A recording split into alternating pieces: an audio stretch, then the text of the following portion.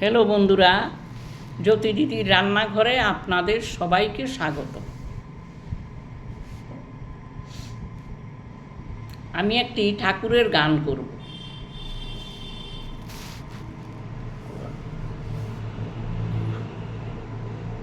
গিরিধারী লাল নাচে শ্যাম গোপাল, গিরিধারী লাল নাচে শ্যাম গোপাল, রাধা রমণী নাচে দিয়ে তালে তাল, রাধা রমণী নাচে দিয়ে তালে তাল।